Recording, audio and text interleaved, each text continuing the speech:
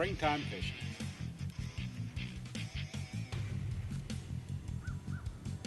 Not a bad little fish.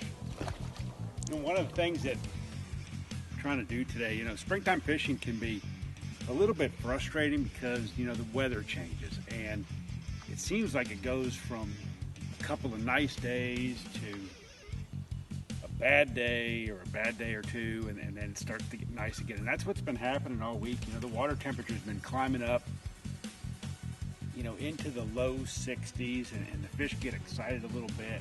And then we get a couple of fronts, and the wind blows, and it rains, and it cools the temperature back down. And that's what's been going on most of this week here when I've been fishing. And today's been really the first day that, the wind hasn't blown real bad. We're looking at some new areas.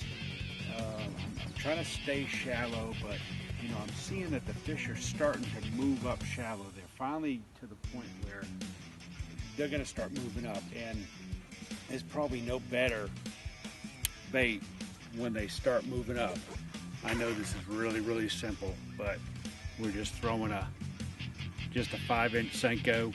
I've got it on an O-ring just to save some baits with a little 1/0 Nico hook, 10-pound test line, really light bait casting rod. And I'm just, kind of pitching it to individual little pieces, kind of fishing slow but fast, if that makes any sense. So I'm kind of target fishing and picking where I'm catching some fish and moving and covering a lot of water until I find a group, and then slowing down and pitching that bait out. And it doesn't take much. That fish that I just caught ate it pretty quick. It was pitching in there, saw him move at it, didn't see the fish before I threw in there. They're just kind of cruising down the bank, but it was a little piece of grass, and they like to be near objects. So, kind of cover some water, but fish a little fast, and throw that Senko out and just let it sink a little bit, shake it a couple times, and see if you can get a bit. If not, just kind of move on down the bank, and that's what we've been doing.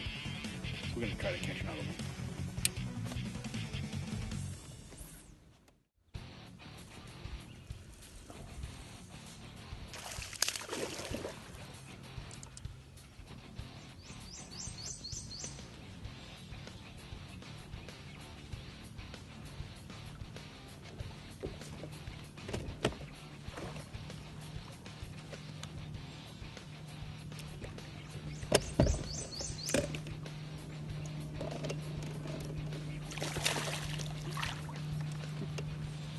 Like a little bit of difficulties too.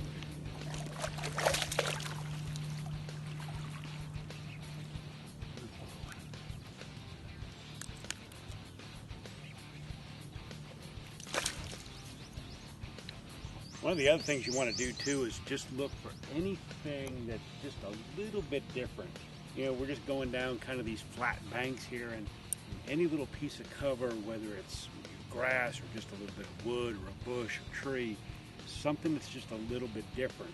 That's where I've been keying on, and throwing this 5-inch green pumpkin Senko on a little 1/0 hook, and it's a great technique and a great bait for fishing effectively, but also covering a lot of water. So when I'm going down the bank and I'm looking for stuff, individual little pieces, I can throw the bait right there and kind of target fish it, not have to work it all the way back, but I'm kind of pitching it to where I figured out the fish are, and then letting it fall. And they usually bite it pretty quick, so you can be really effective, but really slow down and show them a presentation that they want when they don't want to bite other stuff.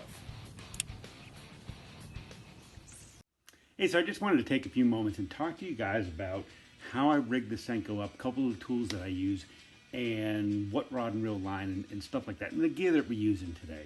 So it's actually very simple. And one of the first things you need, and this will make your life a whole lot easier when you're wacky rigging a Senko, is to get yourself an O-ring tool.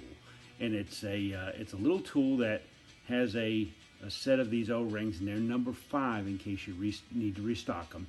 They fit on this end, and then all you simply do is take one of the O-rings and you slide it all the way up over to the end, and there's a little cylinder on the inside. And what that allows you to do is take your Senko, and I will take the blunt end and insert it into the cylinder first, just like that, and then I just pull the ring out on the end so that it goes around the Senko. Pretty simple. And what that does is when you actually rig this up on your little #1 Nico hook, is that you insert the hook. And before I do that, here's what I like to do too, is that I'm going to insert the hook point into the O-ring, but I'm going to do it opposite of the blunt end of the head of the Senko. So I want the hook point to be going towards the tail. That just allows the bait, when it falls and when I'm working it along, to keep it just a little bit more snag free because of the way the hook rides. The hook's going to ride this way, being that's a little more weighted on this side, so it's going to ride just about like that, and just get me a few more casts without getting hung up, because you know it is an exposed hook and you will get hung up at times. So if you rig it like that, you'll have a little bit better experience.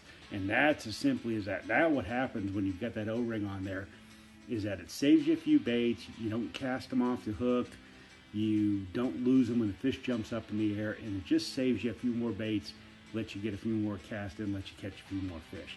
So pretty simple so far.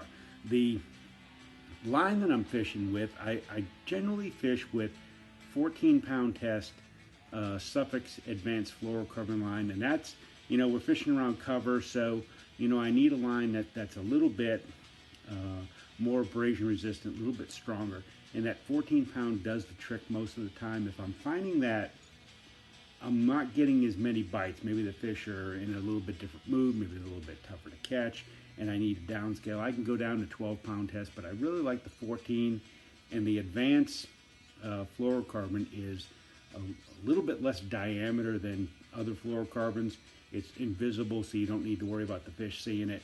Super strong, super dependable, and it casts really, really good.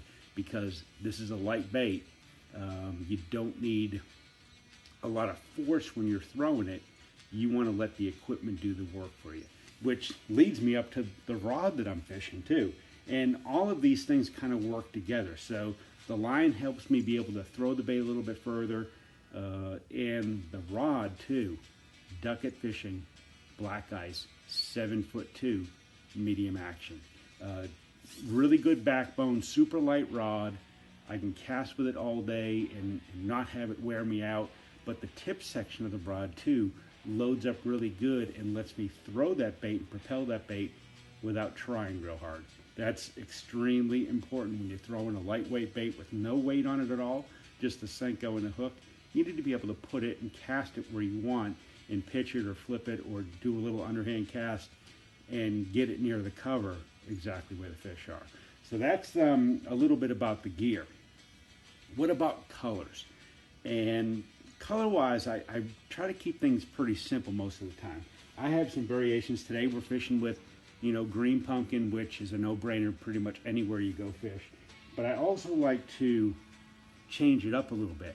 That's green pumpkin, purple, green. If I'm noticing that there's a lot of bluegill swimming around and, you know, there's a little bit more life, that's a really good color profile because it matches a bluegill really, really good. So clear to stained water, pretty good visibility. Green pumpkin or green pumpkin, purple green are my two colors. But if I need to change things up and we get a little bit of color to the water, maybe it's rained or the wind and it's dirtied the water up a little bit, I need a little bit different color profile. And that's when I'm going to switch up to maybe your black and blue, which is you know, a great alternate color, and June bug right there, another really, really good one in the spring. And then another favorite of mine, which not a lot of people throw, is this one called Gooseberry. And you can notice as I'm kind of rotating it that it's a laminate color. This is a really, really good springtime color, one of my secret colors that I'm sharing with you guys. So darker colors when the water gets a little dingy, more natural colors when the water clears up. You'll be all set to go throw your baits at something and catch some fish.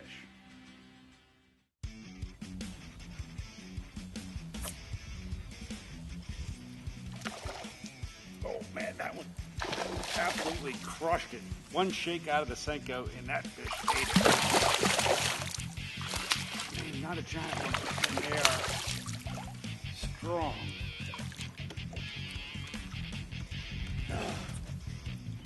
Here we go. Good way to end the day with a decent fish. Put him back. And I tell you what, it's really simple to fish this method. Anyone can do it. Just make sure that you just pay attention to how the fish are biting and where they're actually biting too, because most of the fish that we caught were on kind of isolated little piece of cover, more sandy banks as opposed to steeper banks, although we did catch a few on some steeper banks too. And pick the right color. Green pumpkins, the water is clear. Darker colors, the water's got a little bit of color to it. Really simple technique. Pre-spawn fishing, Gary Yamamoto Custom Baits, Senko. Awesome, awesome way to catch a few fish. I'm gonna see if I can catch another one before I go. I'm Mike DelVisco. We'll see you on the water.